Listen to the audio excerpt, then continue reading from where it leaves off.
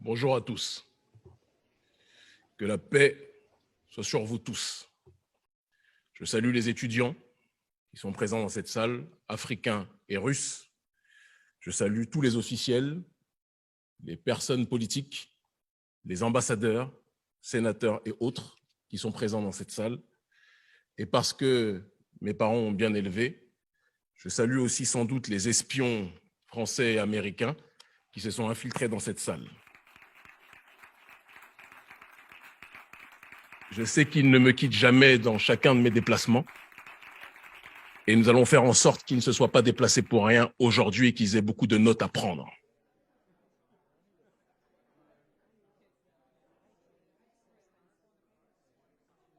En préambule de mon allocution, il est important, je pense, de remercier d'emblée Anatoly Torkounov, le recteur de l'Institut des Relations internationales de Moscou, qui est un établissement légendaire et historique, celui que Henry Kissinger présentait comme le Harvard russe. Nous le remercions ainsi que le vice-recteur, parce que l'initiative d'accueillir cet événement est très importante. Je dirais même plus, elle est déterminante et elle aura des répercussions à court terme, à moyen terme et à long terme dans le cœur et dans l'esprit et dans la vie de millions de gens. J'interviens aujourd'hui. Avant toute chose aussi, je pense qu'il est important de vous demander de vous applaudir pour votre présence aujourd'hui. Donc applaudissez-vous, n'hésitez pas. J'espère que le traducteur ou la traductrice fait bien son travail. J'interviens aujourd'hui en ma qualité de président de l'Organisation révolutionnaire africaine, Urgence panafricaniste, en tant aussi que leader d'opinion, écouté et suivi en Afrique et dans le monde par des millions de gens. Et surtout, en tant qu'homme noir, allergique, profondément allergique à toute forme de colonialisme et de paternalisme. Mon discours sera différent de celui du président de la CEDEAO qui est actuellement présent à Moscou, Umaro Embalo Sissoko, différent aussi du président de l'époque de l'Union africaine, Macky Sall, parce que mon discours sera franc. Seule la franchise peut permettre d'établir un partenariat rigoureux et solide sur la durée entre la Russie et l'Afrique. C'est le manque de franchise qui existe malheureusement entre nos dirigeants africains dans leurs échanges, dans leurs revendications avec les autorités russes qui entraîne parfois que le fait qu'on croit que nous sommes sur un même front alors qu'en réalité, nos dirigeants africains sont pour la plupart trop souvent cooptés par l'élite occidentale. La thématique générale de cet événement était Afrique-Russie, what next? Et ma thématique particulière à l'intérieur de ce forum, de cet événement historique, était le rôle du panafricanisme dans la résistance multipolaire à l'hégémonie et à l'impérialisme d'Occident.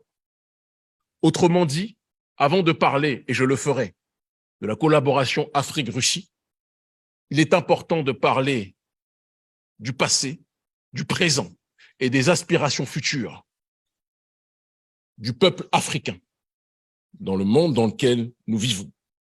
Car on ne peut pas comprendre la collaboration et les buts de la collaboration entre l'Afrique et la Russie si on ne comprend pas en priorité les aspirations de chaque partie.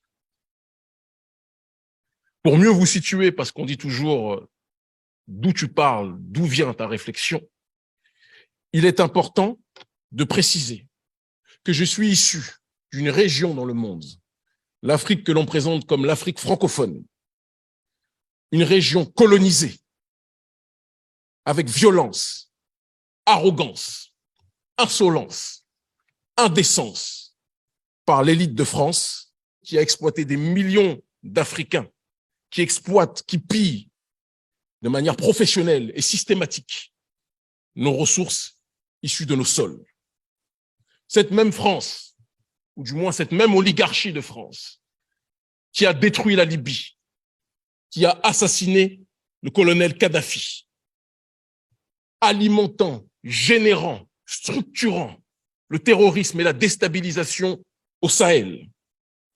Cette même élite de France, je différencie l'élite de France, j'y reviendrai tout à l'heure, du peuple français qui subit lui aussi les dérives de son gouvernement, cette même élite de France qui par la suite a l'arrogance de venir se présenter comme un pompier voulant éteindre le feu qu'ils ont pourtant allumé au Sahel. Cette même France, cette même élite de France qui nous impose son système génocidaire économique qu'est le franc CFA, qui avantage les entreprises françaises, les multinationales occidentales, mais empêche les populations africaines de commercer efficacement entre elles. Cette même élite de France qui nous impose des dirigeants marionnettes qui tuent leur peuple, tel que le président actuel, parce qu'il faut le dire tel qu'il est, le président actuel du Tchad, Mahamat Déby, soutenu par le président Macron, ce président Mahamat Déby qui assassine en masse sa population. Ou encore, et personne n'y verra du mal, je l'espère, sauf les espions américains et français peut-être dans cette salle, ou encore les dirigeants dirigés, que sont les présidents Alassane Dramane Ouattara, Macky Sall, ils sont nombreux, Patrice Talon, Mohamed Bazoum, Oumaro Sissoko Embalo et tant d'autres, je ne peux pas tous les citer, la liste est trop longue, qui suivent les intérêts de l'Occident au lieu de suivre les intérêts des masses africaines. Je suis venu, je vous l'ai dit, pour dire la vérité au monde aujourd'hui, et c'est ce à quoi je vais m'employer. Je ne peux pas non plus passer sous silence, quand on parle d'Afrique, parler de sa diaspora, à travers Haïti, qui depuis la bataille de Vertières a été persécuté, a été isolé, a été humilié, a été asphyxié par l'élite occidentale et notamment, plus particulièrement, l'élite française et américaine qui aime voir notre peuple en bas dans cette région du monde. Je me présente donc en face de vous en tant que voix africaine qui porte dans son ADN les coups reçus, les persécutions subies par le violeur politique, économique, psychologique, pluriséculaire de l'Afrique que constitue l'élite occidentale et plus précisément, en ce qui nous concerne, le gouvernement français. Je précise bien oligarchie et gouvernement et non pas le peuple, car comme je l'ai dit, les masses occidentales, le prolétariat occidental subit aussi les dérives de son gouvernement, de leur gouvernement, et donc je ne veux pas généraliser, essentialiser la responsabilité des crimes commis par leurs élites. C'est donc fort de mon expérience de membre issu d'un grand peuple, courageux et digne, bien que persécuté depuis un certain nombre de temps, que je me présente à vous aujourd'hui. Un peuple qui, parce que arnaqué par les sourires d'anges, alternant avec les coups meurtriers distribués depuis des siècles par l'Occident, n'acceptera plus jamais des partenariats viciés, de gens qui se présentent comme des amis alors qu'ils ne sont là que pour nous dépouiller. J'espère que la traduction fonctionne. Cette attitude de méfiance s'adresse à tous nos partenaires potentiels sans exception. Aucun peuple ne peut fonctionner dans l'autarcie et donc nous avons tous besoin les uns des autres. Mais la limite à cette interdépendance sera le respect ou l'irrespect vis-à-vis de nos peuples, vis-à-vis des principes de souveraineté et vis-à-vis aussi de nos diasporas. Car tout le monde, l'humanité entière, aime les ressources africaines, mais aux quatre coins du monde, les diasporas africaines vivent des problèmes de discrimination, de difficultés d'accès au logement, partout dans le monde, sans exception, et je pense que les vrais partenaires devront faire un effort pour accompagner de la meilleure façon possible nos diasporas. Et c'est dans le cadre de l'exploration, donc, de cette collaboration, venons donc maintenant à l'Afrique-Russie, après avoir placé le décor, de l'exploration et de l'analyse prospective de la collaboration entre l'Afrique, ce grand peuple d'Afrique, et ce grand peuple de Russie, que je suis présent aujourd'hui. Comme nous, la Russie subit depuis trop longtemps, mais avec dignité, avec courage, une guerre qui ne dit pas son nom, orchestrée par l'oligarchie d'Occident.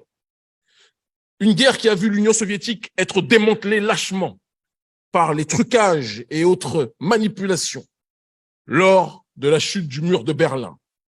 Ville de Berlin que nous autres Africains connaissons très bien, puisque notre continent a été découpé, tel un gâteau, lors de la conférence de Berlin en 1884 et 1885, par des gens qui ne voyaient pas les Africains comme des êtres humains, mais comme des sous-hommes qui devaient être colonisés, esclavagisés et maltraités. Nous avons donc, à travers Berlin, un profond point commun. Et je pense qu'il y en a d'autres raisons de ma présence ici aujourd'hui. Il est important, je pense, pour qu'on puisse se comprendre aussi que la Russie aujourd'hui, parce qu'on voit dans les médias occidentaux globalistes, ceux qui dirigent le monde, que la Russie est un pays impérialiste et agresseur qui dominerait, qui agresserait l'Ukraine. Or, ce n'est pas ce qui se passe. Nous savons tous pertinemment, parce que nous avons un cerveau pour réfléchir par nous-mêmes, que l'OTAN mène une guerre à tous ceux qui veulent la souveraineté, à tous ceux qui veulent l'autodétermination, à tous ceux qui veulent disposer de leur propre destinée. Et l'Ukraine, l'élite d'Ukraine, et non pas le peuple ukrainien, l'élite d'Ukraine a été instrumentalisée à travers Zelensky pour provoquer, pour encercler et pour tenter de nuire à la Russie. La Russie n'est pas dans une démarche d'attaquer, mais dans une démarche de se défendre. Un peu comme si il y avait des gens qui provoquaient une maison, qui lançaient des pierres depuis des années contre une maison.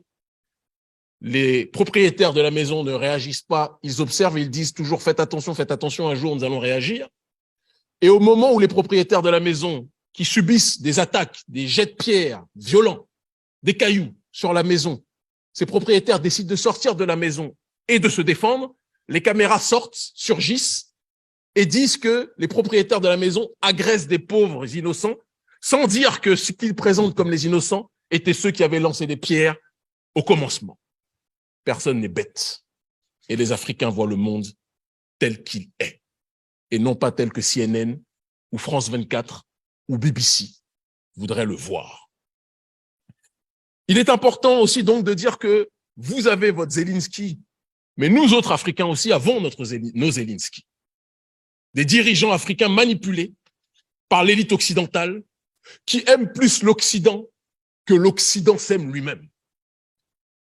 Ils sont plus attirés par la fastuosité de Paris, de Londres, de Rome, de Washington, que par les valeurs et la beauté traditionnelle de nos pays.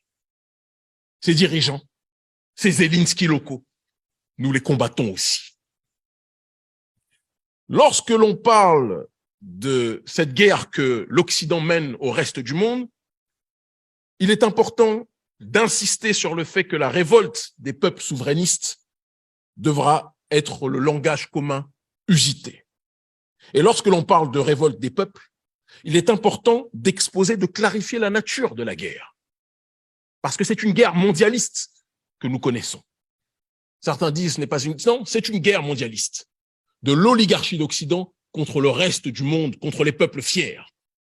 Si on ne le comprend pas, on ne saura pas où nous irons. Et dans la nature de cette guerre, ce n'est plus le bloc capitaliste contre le bloc communiste, c'est une évidence. C'est deux blocs.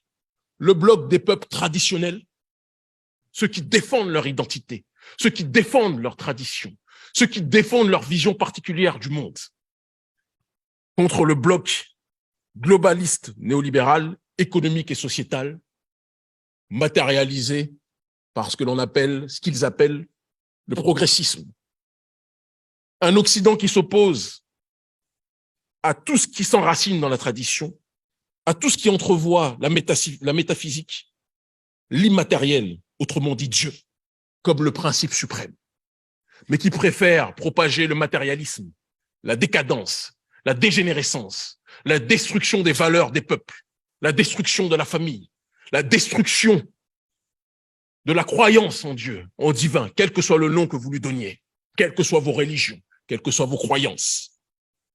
Un Occident dégénéré qui veut imposer son schéma de société au reste de l'humanité, et y compris à son propre peuple qui n'est pas toujours d'accord avec cette réalité.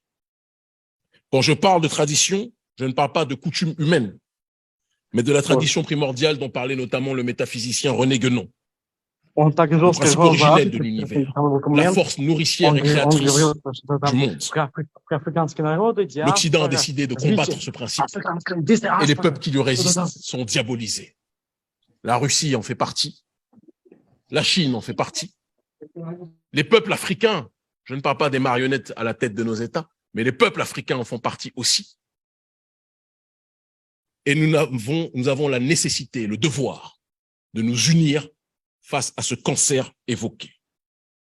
Ce vent de résistance traverse donc, comme je l'ai dit, la Russie, l'Afrique, la Chine, le Venezuela, Cuba et d'autres pays au Moyen-Orient, au Proche-Orient, qui subissent très souvent des révolutions dites de couleur, qui sont des révolutions pro-Occident pour déstabiliser les États, pour imposer ce qu'ils appellent la démocratie, mais qui n'est rien d'autre qu'une gestion occidentale du pouvoir. J'insiste sur la nécessité que la révolte des populations soit coordonnée dans le respect strict des diverses souverainetés. Nous n'accepterons pas, nous autres Africains, c'est important de le préciser, sous prétexte de lutte contre l'Occident, de prendre comme nouveau maître ou comme nouveau colon la Chine, la Turquie, l'Iran ou la Russie. Nous voulons des partenaires frères qui respectent strictement notre souveraineté. Et je comprends que quand on a des dirigeants qui se comportent comme des serpillères en Afrique, ça ne donne pas envie au reste de l'humanité de nous traiter dans une démarche de souveraineté. Mais sachez que la population africaine, elle, souhaite profondément cette souveraineté et agira toujours pour que celle-ci puisse être respectée. Nous serons aussi regardants sur le principe évoqué par les autorités russes notamment, de défense de la souveraineté. S'agit-il de la souveraineté populaire ou de la souveraineté des dirigeants? Je dis ça parce que, par exemple, au Togo, le dirigeant Faure Gnassingbé, marionnette de la France depuis de nombreuses années, est assez intelligent pour à la fois être dans la logique du colonialisme français et à la fois avoir des bons contacts et des bons contrats en armement avec le gouvernement russe. Le peuple togolais et les masses africaines veulent un partenariat sincère avec la Russie. Mais nous regarderons aussi les dirigeants soutenus, car il y en a qui ne veulent pas la souveraineté de la population africaine. C'est très important que j'insiste sur ce point. Dans le même temps que nous nouons des liens avec vous, il est tout à fait logique que nous tissions des partenariats honnêtes et sincères avec d'autres nations qui peuvent ne pas toujours être d'accord avec la Russie sur les méthodes utilisées. C'est le droit de chacun de pouvoir décider du chemin emprunté. La Russie, je l'ai dit, est un peuple grand, comme le peuple africain est un peuple grand. Les géants ont tout pour se comprendre, ont tout pour s'entendre. Il faut tracer sur le terrain scientifique, politique, technologique, des nouvelles voies pour avancer. Il y a un proverbe africain qui dit que l'immensité des ressources africaines que nous avons fait que le reste du monde a la montre, mais que nous sommes le temps. Et pour lire l'heure, pour lire le temps, nous avons besoin de la montre. Mais une montre sans le temps n'a aucune incidence, importance, aucun sens. Et donc c'est la coordination, l'échange des différentes connaissances, des différents moyens, des différentes technologies qui permettront aux Africains et aux Russes d'avoir une collaboration des plus efficientes. Je terminerai mon propos en vous disant que si le gouvernement russe veut une collaboration radieuse avec l'Afrique, les autorités russes doivent véritablement parier sur la jeunesse africaine, comme certains l'ont déjà fait et je les en remercie.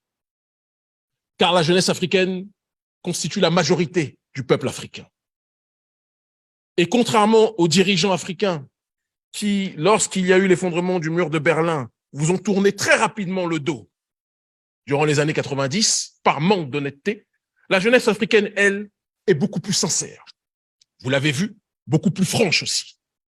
Mais je le disais tout à l'heure et je le redis aujourd'hui, seule la franchise entre nous permettra d'avoir un partenariat solide. Et je vous le redis, nous sommes les leaders d'aujourd'hui et nous sommes les leaders de demain. Pariez donc sur nous pour un avenir solide demain. Merci infiniment.